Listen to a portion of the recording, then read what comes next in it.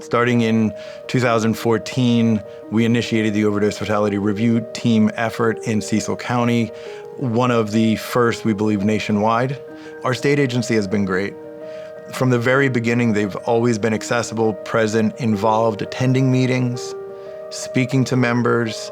And one of the most important things early on, and it's continued through to today, is they have created a space for all jurisdictions with active OFRs to come together to learn from one another. And I think similarly, feeding the information up from local jurisdictions up to the state is extremely important because, there's a distinction.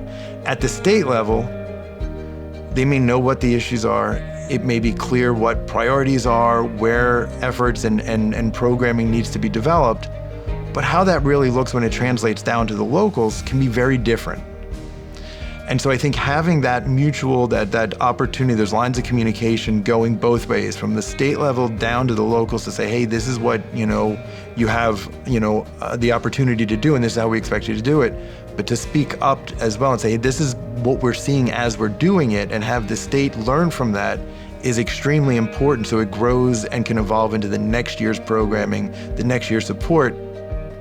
The Maryland Department of Health, within the Office of Population Health Improvement, we use a lot of the information that is gathered from OFR to guide kind of the directives that we give to our other grant programs. From convening the bi-monthly meetings with the local OFR teams and other reporting that they do, we are able to better understand what their needs are, so that helps to inform the training and technical assistance that is going to be provided in the future. We get to understand where the information gaps are, how can we provide, support to them. The state of Maryland hosts a bi-monthly training and technical assistance statewide call.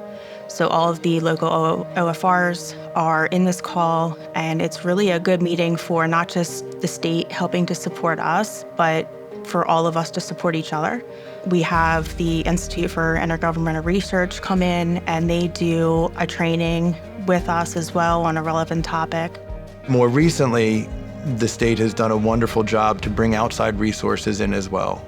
IIR's role in recent years has been tremendous. IIR bringing it more to a national level and creating sort of best practices, bringing together different OFRs, creating the national conference, all of these things have been tremendously helpful. I think IIR's influence on Cecil County's OFR has been really, really important, especially in recent years. One, that there has been an investment in engaging with and understanding what we do locally and help kind of elevate that in a way that we get to learn and teach other people.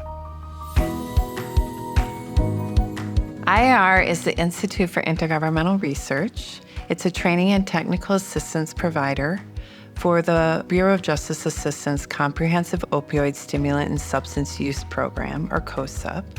IIR works on behalf and in partnership with our federal funders.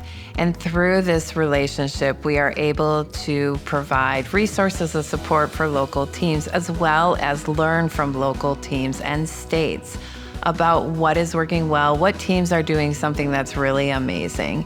IIR has been a true partner in helping Maryland's OFRs just flourish. They've come on and joined us on our bi-monthly calls, and so IIR was able to support a lot of the work that we were doing at the state level to support teams, local teams. They've been really amenable to us and has helped us in providing the training. Through our day-to-day conversations with local teams and states, we are able to understand what the needs are and what's working. By providing this knowledge to our federal partners, they are better able to make decisions that ultimately will equip our local communities to better respond to this overdose crisis.